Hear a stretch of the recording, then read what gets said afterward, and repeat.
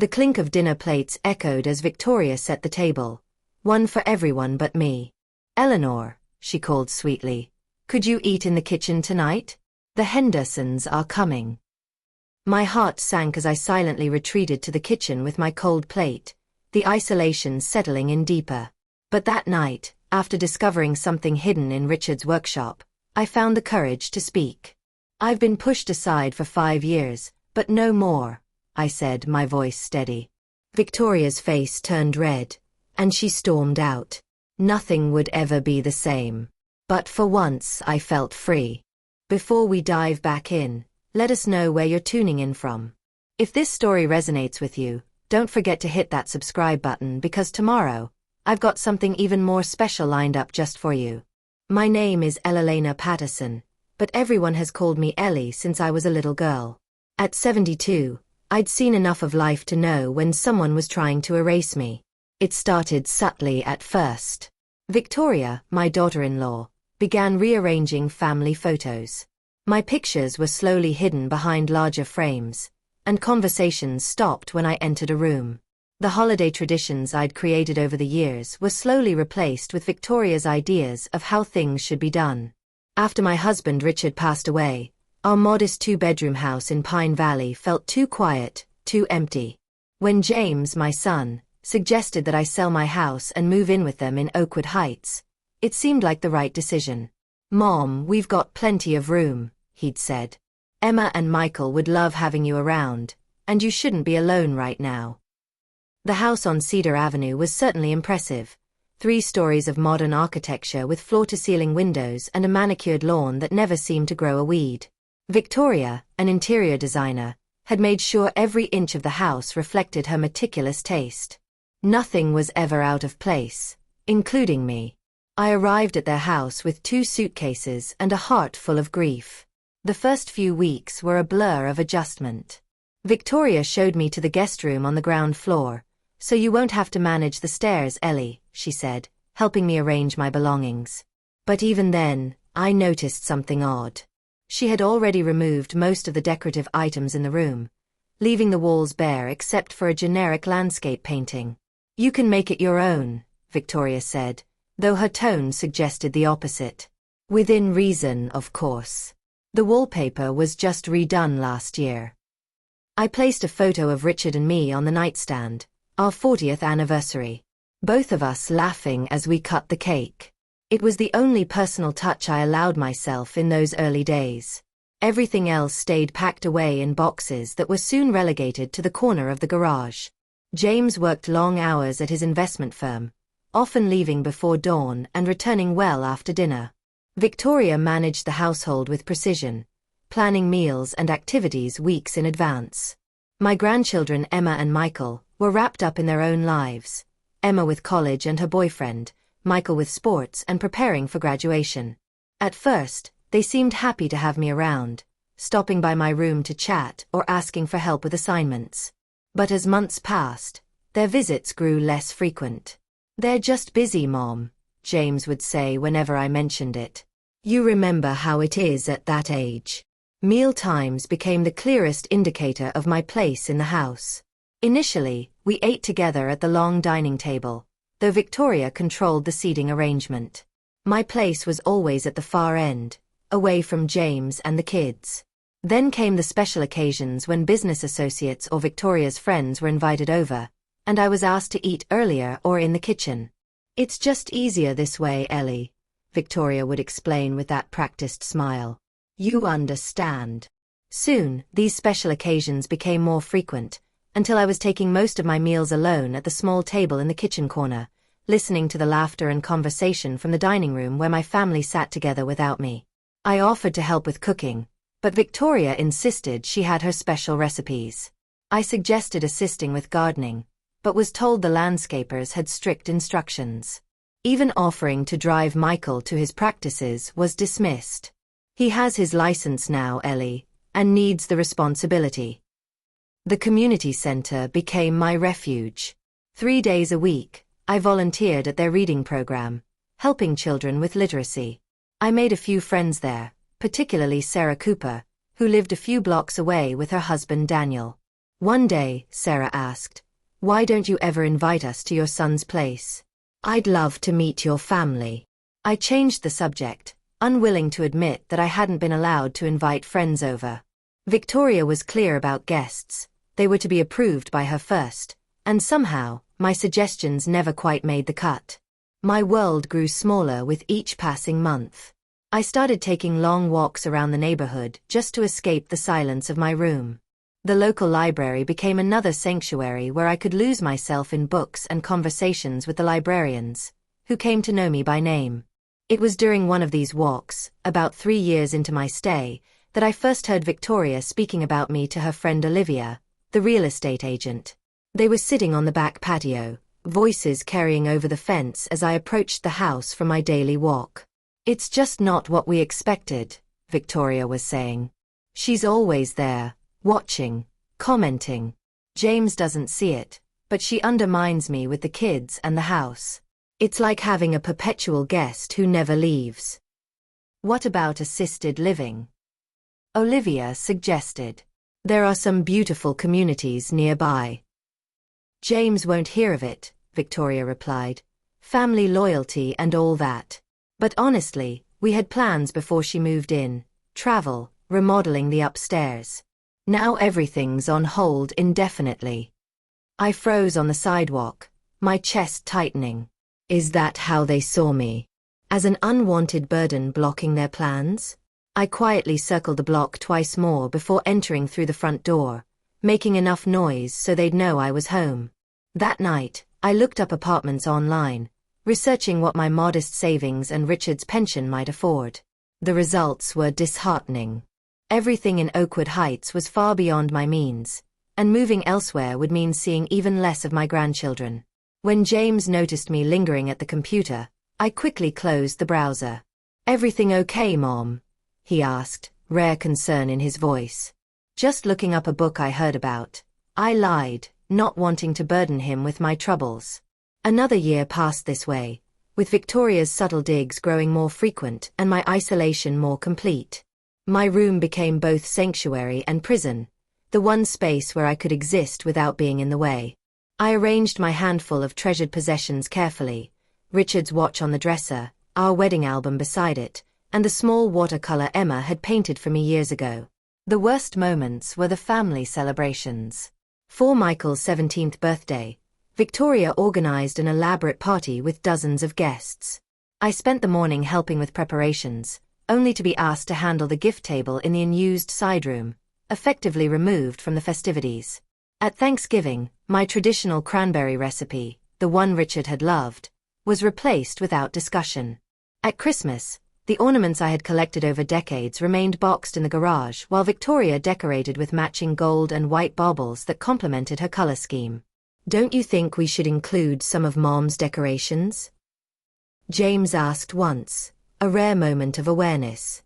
"Oh, but they're so dated, honey," Victoria replied. "And they don't match our theme this year." That was my son's pattern: occasional moments of seeing me, followed by immediate surrender to his wife's preferences. I couldn't blame him entirely. He worked hard to provide the lifestyle Victoria expected, and peace at home made his demanding job more bearable. Still, each time he failed to stand up for me, a little piece of my heart crumbled away. By the 5th year, I had accepted my place, or lack of one, in the household. I spoke less at the increasingly rare family meals, stopped suggesting activities with my grandchildren, and kept my opinions to myself. I had become exactly what Victoria wanted: invisible. One evening, about 6 months after I had come to terms with my place in the family, things began to shift. It was a Tuesday, just another typical night in the house. I had finished dinner alone, my plate pushed aside, and had returned to my room for another night of reading. The sound of laughter and clinking glasses floated up from the dining room, where Victoria and James were hosting friends for a dinner party. As usual, I wasn't invited to join. They had never formally asked me to, but it was understood that I wasn't part of that world anymore. It was in these quiet moments, when the house felt too big and the walls too silent, that I felt the most alone. But that night, something in me stirred. I had been avoiding the issue of the pearls for months. The pearls, my great-grandmother's heirloom set that I had longed for since I was a child. They had been passed down to Richard's mother, then to him, and now they were mine. I had kept them in a velvet pouch at the back of my drawer for years, waiting for the right moment to wear them, unsure of the reaction they might elicit. James had been hinting for weeks that it was time I let go of the pearls, suggesting they should go to Emma when the time came. He told me they were more important than I realized, that I shouldn't be so possessive of them. He always spoke of them as a family treasure, a link in an unbroken chain of tradition, but his insistence started to feel less like concern for the family legacy and more like a veiled demand. The pearls were, in his mind, a symbol of everything I could no longer lay claim to. I was starting to realize that nothing I held dear in this house was truly mine. I opened the drawer where the pouch lay nestled and pulled out the pearls. They gleamed softly in the dim light, their silken sheen cool to the touch. I had always been careful with them, and they had always been there when I needed them most, reminders of my past, of the life Richard and I had built together. That night, I decided to wear them. I was tired of feeling small. Tired of shrinking back into the shadows of this house. If Victoria could dominate every conversation, every corner of the house, I could at least claim something for myself. I had the pearls, after all. They had always belonged to me. I stood in front of the mirror, adjusting them around my neck. As the cool strands settled, I realized how much I had missed the feeling of being connected to something bigger than myself. The pearls were more than just an object. They were a piece of my history, of my family's history, and they were the last link to Richard. When I emerged into the living room, the change in me was subtle but noticeable. Victoria, always quick to assess, didn't comment immediately. She continued speaking with her guests, but there was a flicker of something in her eyes. It wasn't admiration, it was disdain. She knew what I had done. But it wasn't her opinion I cared about anymore. After the dinner party, I found myself lingering in the hallway, listening to Victoria's soft voice in the next room as she spoke to James. Has she really started wearing them? I heard her ask. There was a mix of surprise and frustration in her tone. James didn't respond immediately, but I could hear him shuffle around. I think she's finally decided they're hers, Mom. She's wrong, James. Victoria's voice was low but sharp. She's not the one who should have those pearls. They were supposed to go to me. To my children. To the next generation. Not to her. My heart sank at the bitterness in her voice, but I didn't flinch. I had made my decision. The pearls were mine, and I would no longer let anyone dictate my worth. Not Victoria. Not anyone. The next morning, Victoria approached me with the usual practiced smile. She had probably been stewing over the pearls all night, planning her next move. Ellie, she said, her tone honeyed with a false politeness. I wanted to check in with you about the move.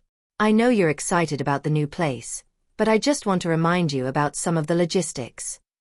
I met her eyes. The move is all set, Victoria. Everything is in order. Thank you for your help. I knew she expected to control every detail of this transition. She'd probably already arranged for movers without consulting me. Of course, she continued undeterred. I just want to make sure that you're going to take everything you need. It's such a big change, and you don't want to leave any important things behind. I nodded, uninterested in her agenda. I could feel her gaze flicking to the pearls at my neck, but I remained silent. If she thought I would hand them over without a fight, she was mistaken. The tension hung thick in the air, but I had grown used to it. For years, I had accommodated her whims, her moods, her need to control every aspect of family life. But I was done. Done with being invisible, done with being the background player in my own life. The pearls were my first act of defiance, my first reclamation of self. And it felt good. It was Thursday morning, the day after I had claimed the pearls, and the atmosphere at Cedar Avenue felt charged in a way I hadn't anticipated. The house, once a place of quiet dominance for Victoria, now felt like a stage where every interaction seemed fraught with unspoken tension. The air was thick with the weight of what had changed, or rather, what had not changed. Victoria's tone remained measured, though there was a sharp edge to her words. She had not directly confronted me about the pearls since that awkward moment, but I could feel her watching me more closely, gauging my every move. After breakfast, I returned to my room to continue packing. There was much to do before the movers arrived on Saturday.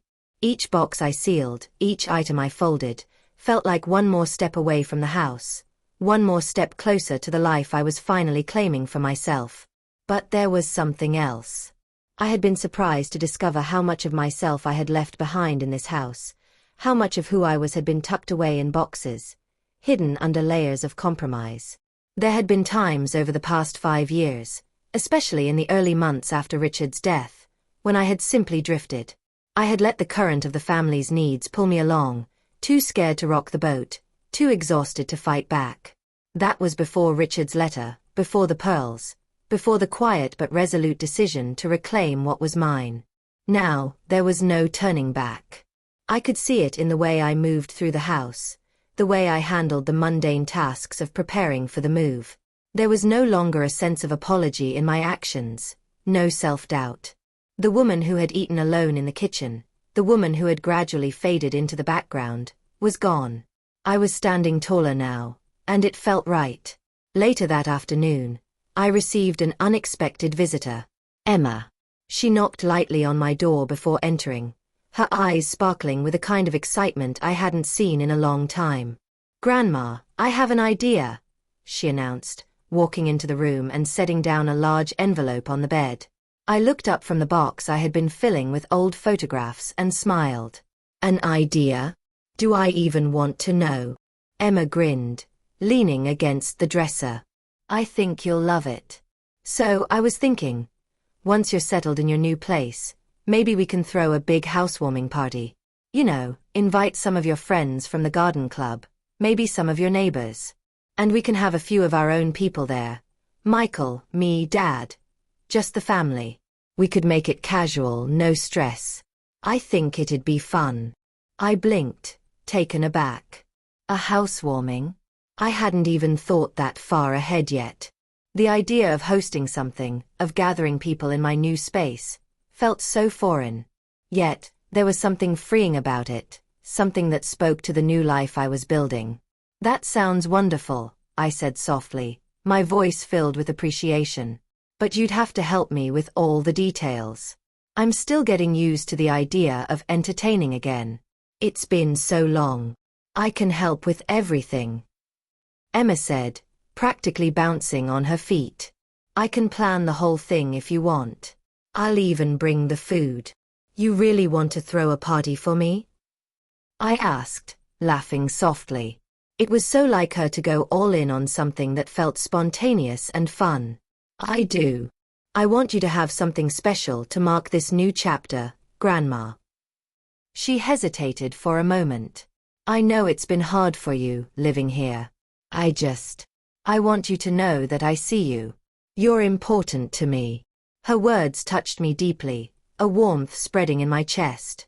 It had been so long since anyone had acknowledged how difficult it had been for me to live under Victoria's roof, under her rules, under her gaze. But Emma did see me. She was the one who noticed the subtle shifts in my demeanor, the quiet moments when I felt invisible. "I'm glad you see me, Emma," I said, my voice thick with emotion.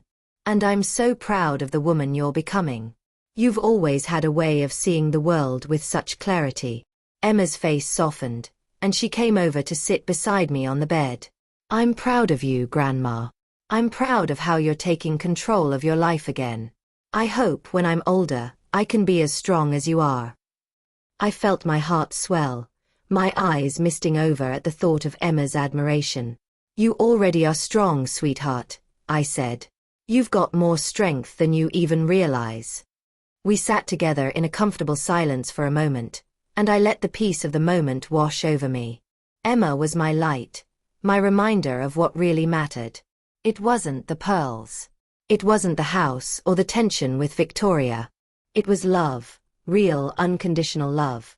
And it was here, in this moment, as I sat beside my granddaughter, that I felt it most deeply. As I continued packing that evening, I found myself thinking more about Emma's offer. A housewarming party. It was such a simple idea, yet it felt like the beginning of something new for me, a way to step out of the shadows and invite people in on my terms. For so long, I had let others decide how and when I would be included. But now, in my new life, I would make the decisions. I would create the memories. And with Emma's support, I would build new traditions that were mine to cherish.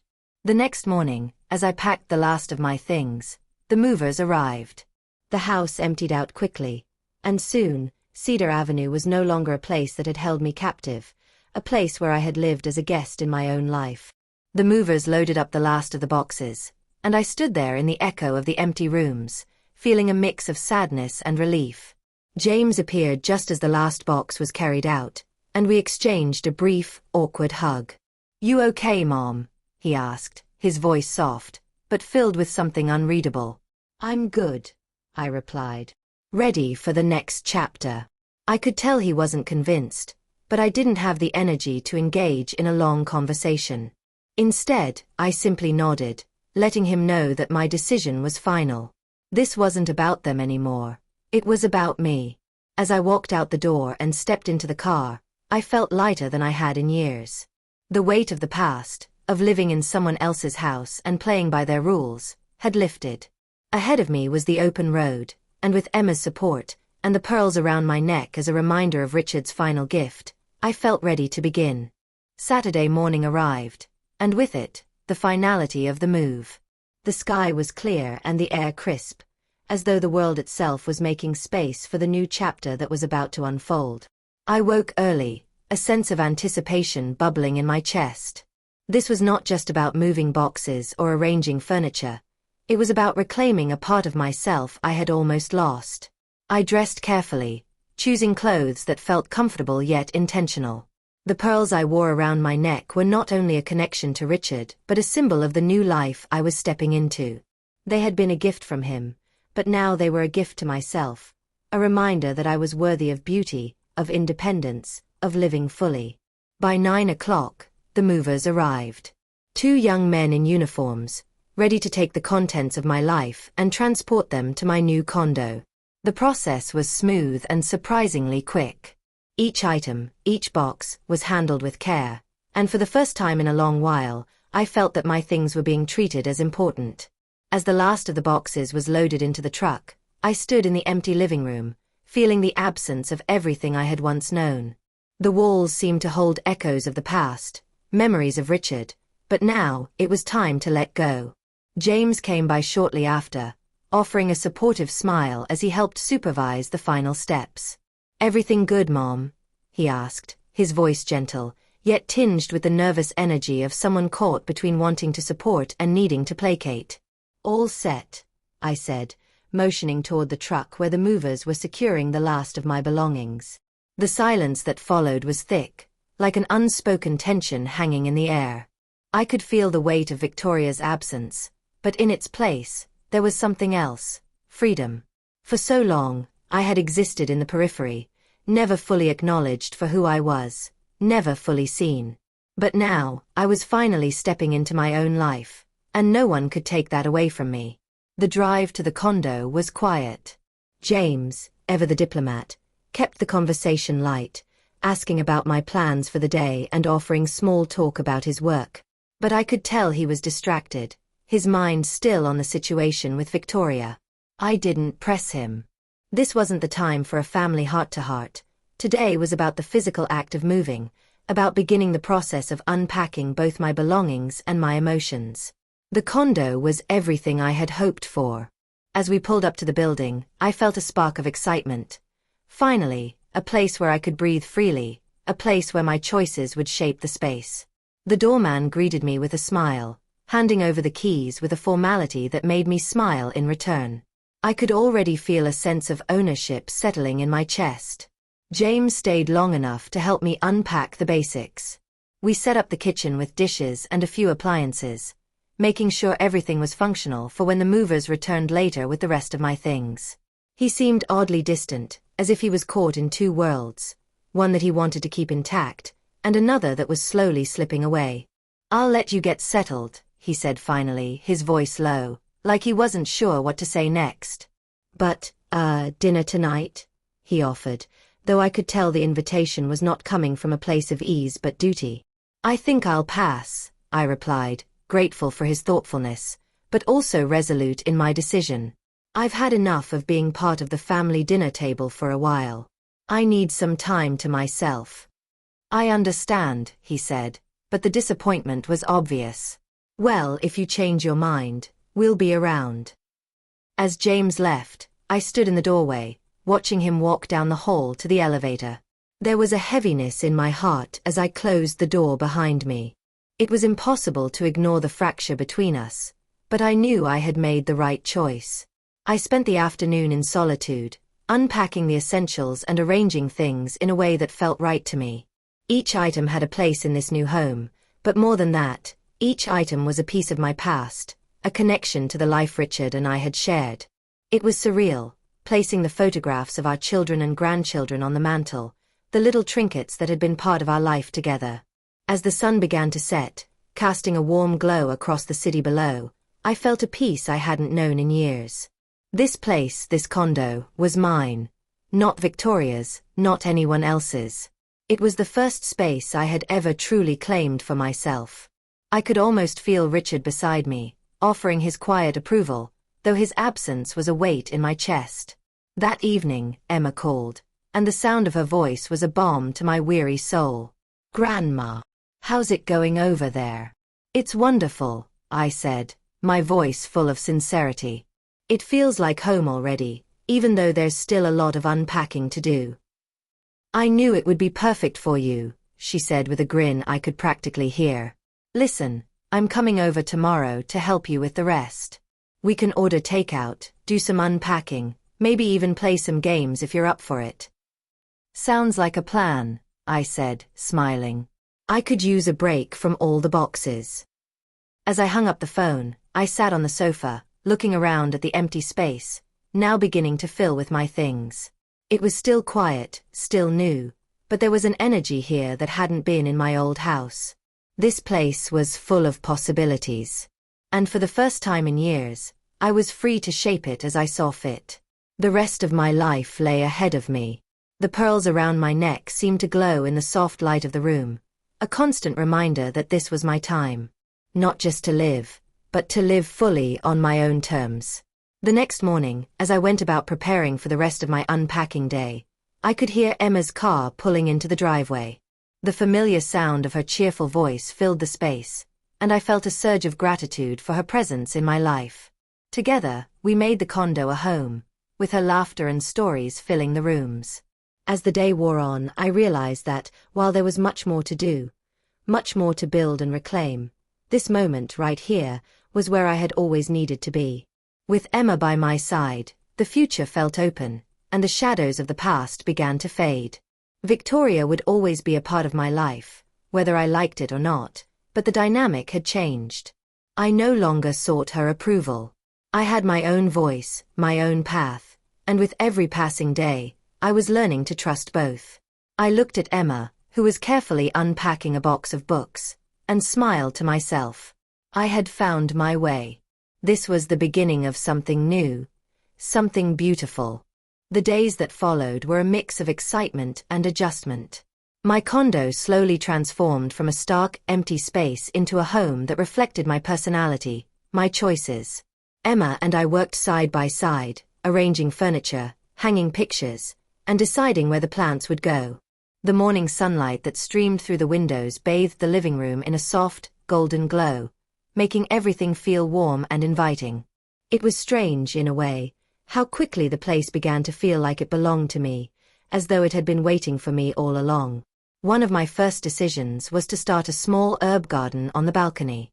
Lavender, rosemary, mint, the scents of fresh, fragrant plants filled the air, and I felt a deep sense of connection to the life I was building here. In the evenings, I would step outside, my fingers brushing the plants, watching the city lights twinkle in the distance, and it felt right. This was my space, and it was beginning to reflect me. Meanwhile, back at the house on Cedar Avenue, things seemed to carry on as they always had. Victoria was still busy with her interior design projects, and James, though more distant, continued to balance his family with his professional responsibilities. I didn't ask about them anymore. What was the point? The distance between us was clear, and the pearls, those cherished symbols of Richard's love, remained the source of tension, but one that no longer held the power to break me. Emma called frequently, keeping me updated on family goings-on, but also just to chat, to laugh, and to check in. Her calls were like little rays of sunshine, reminding me that, no matter what had been, what I was building here was something solid. Something real. One afternoon, as I was unpacking more boxes and organizing the guest room, the phone rang. It was James. His voice was tentative, uncertain, as though he wasn't sure what to say but felt he had to say something. Mom. His voice was soft. Can we talk? I hesitated for a moment, unsure what this conversation would bring, but I agreed. Of course, James. He sighed. I've been thinking a lot about everything that happened. With the pearls. With how things have been. I guess. I just wanted to say I'm sorry if I've been caught between you and Victoria. James, you don't need to apologize for that, I said, my voice steady. I understand where you're coming from. It's not easy, being in the middle of it all. I know, he said, his voice quiet. It's just. I didn't want things to get worse, you know? But I also understand that you've had to fight for what's yours, and I admire that. I don't always know how to bridge that gap. I smiled softly, even though he couldn't see me. You don't have to bridge it, James. You're in your own life now. I get it. I've made my peace with the past. And I'm okay. He was silent for a moment, as if weighing my words. I'm glad to hear that, he finally said. Maybe we can figure out how to move forward in a way that works for all of us. I paused, taking a deep breath. I'd like that. But James, I need to say this too. Whatever happens, I'm not going to shrink myself again. I'm not going to keep quiet to keep the peace. I know. I don't want you to, he said quickly. I've seen you stand up for yourself, and it's something I respect a lot. Good. Because this time, it's for me. Not for anyone else. We spent a few more minutes talking, and though the conversation was far from perfect, it felt like a small but significant step forward. We both understood that things might never be exactly as they were, but we could still find a way to navigate this new reality. Later that week, I received an unexpected invitation. Victoria called, her voice almost hesitant. Ellie, she said, using my name in a way that felt foreign coming from her. I've been thinking. I'd like to invite you to dinner. Just the family. We can try to start over. To make things right. It took me by surprise, but I didn't hesitate for long. I appreciate the offer, Victoria, but I think I'm going to pass. I'm still getting settled here, and I'd prefer to keep things simple for now. There was a long pause on the other end of the line. I understand, she finally said, her voice softer than I expected. But know that the door is open, whenever you feel ready. I'll keep that in mind, I replied. And with that, I hung up, a strange mixture of emotions swirling within me. It was an offer, yes, but also a reminder that things between us would never be easy. But they didn't need to be. What mattered now was the space I had created for myself, the relationships I was nurturing, and the life I was finally living on my own terms. The weeks went by, and the condo continued to feel more like home. Emma came over regularly, sometimes bringing Michael with her, and we would spend afternoons chatting, baking, and laughing together. It was the kind of life I had longed for, a life where I wasn't confined by anyone else's expectations or rules. And then, one evening as I was sitting on the balcony, looking at the park below, I realized something profound. I wasn't just living in a new space. I was living a new life. A life that I had built, piece by piece, with my own hands. A life that was finally mine, where I wasn't defined by the roles others had placed upon me but by the choices I had made for myself. Richard's pearls, those precious symbols of the love and history we had shared, were no longer just a connection to the past. They were a part of my present, a talisman of the woman I had become. A woman who knew her worth, who understood the value of independence, and who was ready to face whatever came next with strength and grace. As I touched the pearls at my neck, I whispered softly, "Thank you, Richard, for everything." And with that, I closed my eyes, letting the peacefulness of the moment settle over me. Tomorrow, I would continue building this new life. One day, one choice, one pearl at a time. The road ahead was still uncertain, but I was no longer afraid. After all, this was my journey now, and nothing could take that away from me.